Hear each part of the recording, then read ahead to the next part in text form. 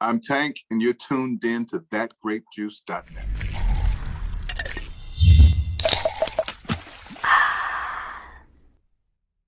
Hello, That Grape Juice viewers. Today's guest is an artist who has set many loins on fire with his textured vocals since the early 2000s.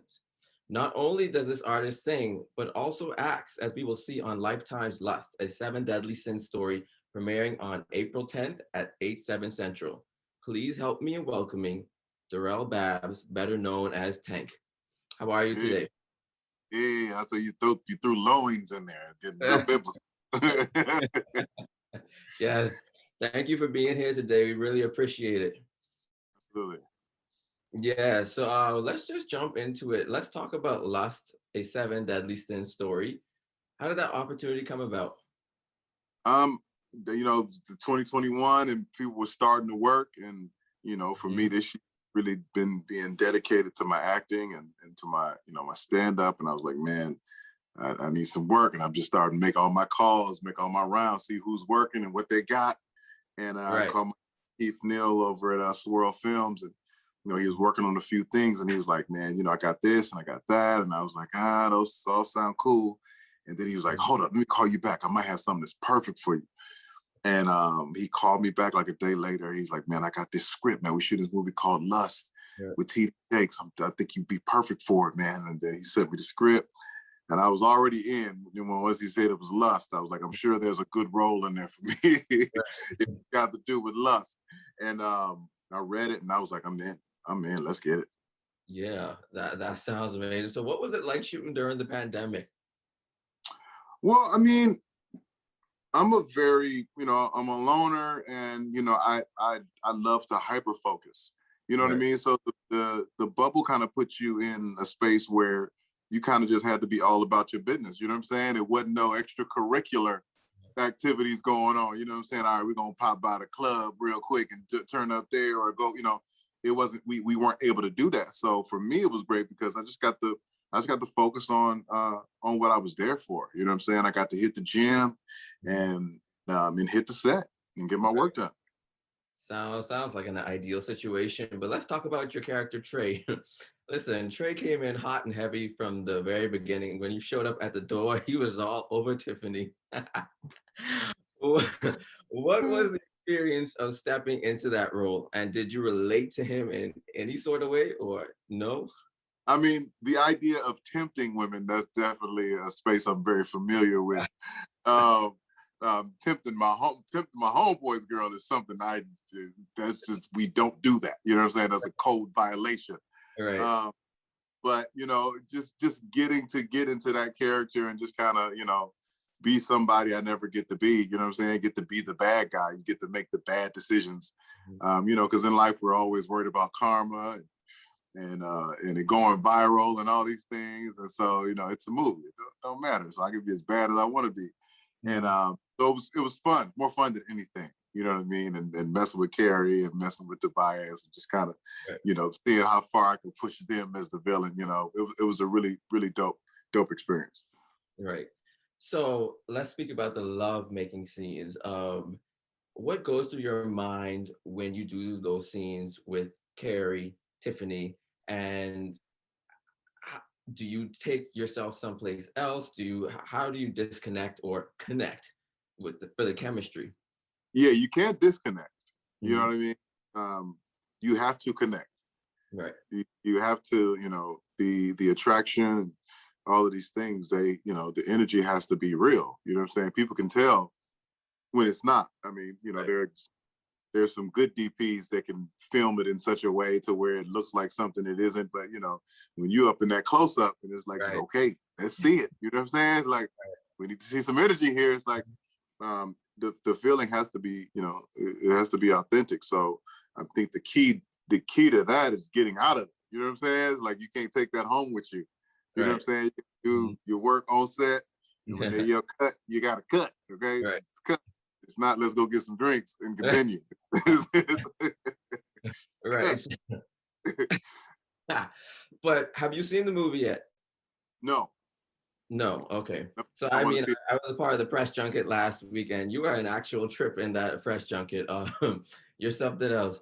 But okay, let's switch gears and speak about your music now. Let's switch from Darrell Babs and speak about Tank.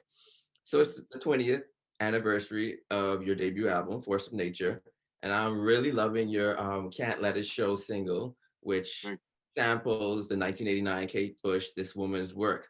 So what's to come from you musically? What can we expect from you?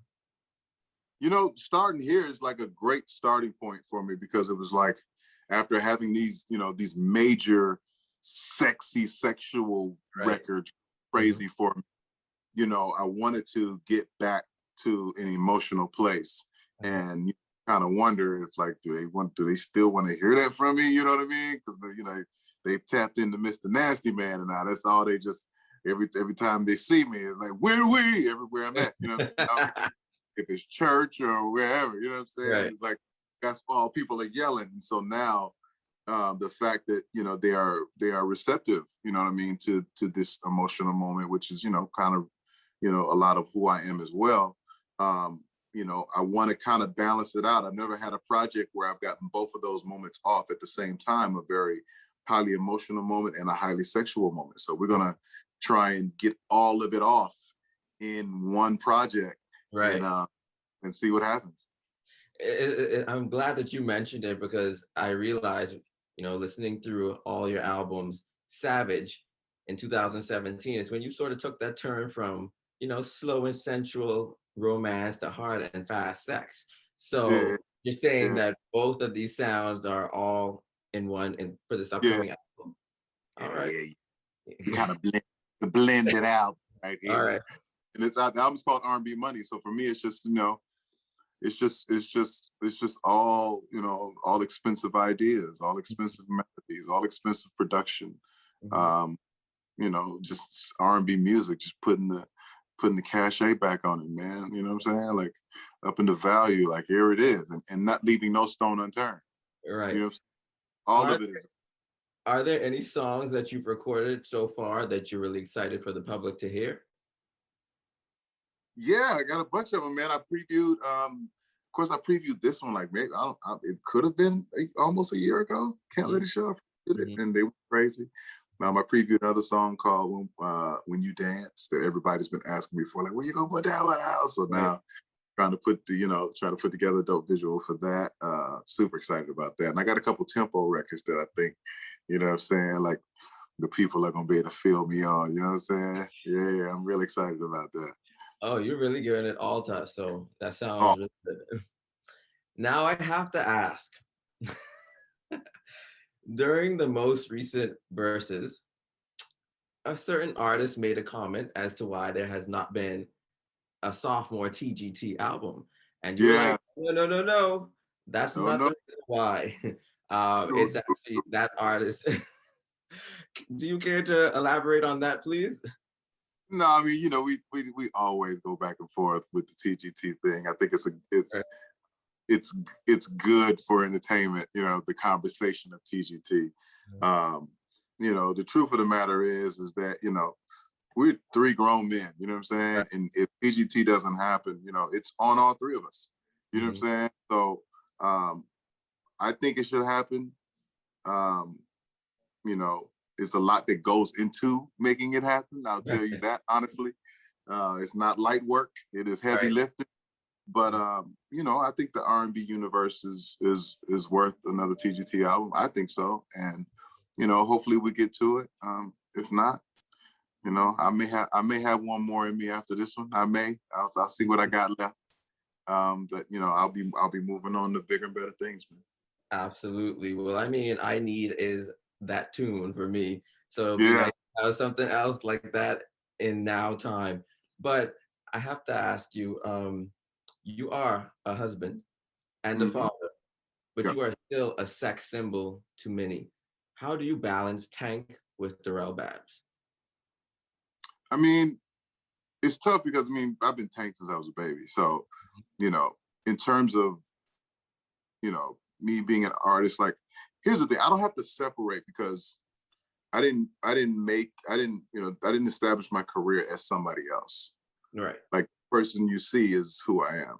Hmm. You know, the part of me that you didn't get to see was just the goofball. And so now that you have Instagram, now that you can see that I'm also like, you know, probably the silliest guy in the room. You know what I'm saying? So that's the only part that was missing. It's me. So I don't have to separate it. You know what I mean? I think the challenge is just, you know, my wife feeling like she's sharing me, Right. you know, with the world. You know what I mean? So there's the part where I have to make sure she knows that she's number one and make her feel comfortable. Like, baby, I'm sexy, but I'm bringing the sexy home. You know what I'm saying? It's the sexy parades around, and then you know it comes back to the house. You know what I'm saying? The parade don't stop nowhere. The sexy parade don't stop nowhere.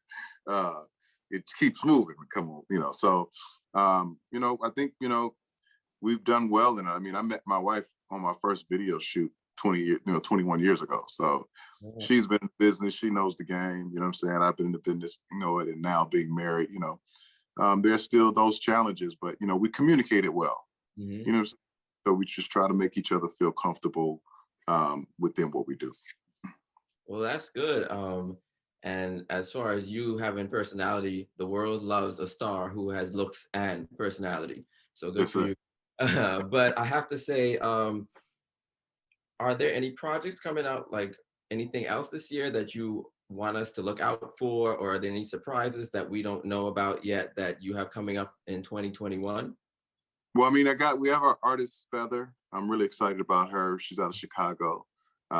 We did a deal with Motown, and she has her first record out called Juke.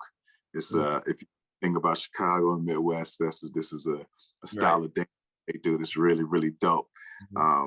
You know, so that, you know, I'm really heavily focused on that right now. You know, just getting her, blowing her up, and getting her in the space.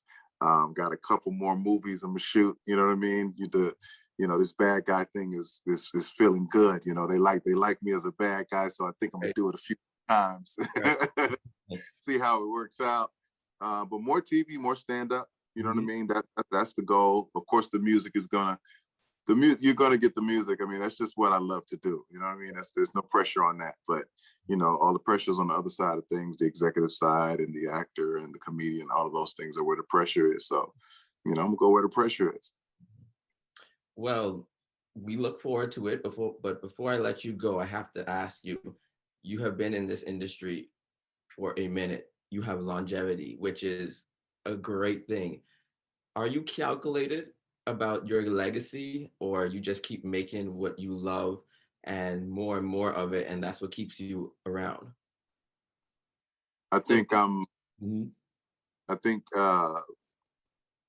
as a businessman, I try to be calculated in some regard, but, you know, those calculations are only on that side of things. When it comes to being creative, it's just authentically what I live, where I am.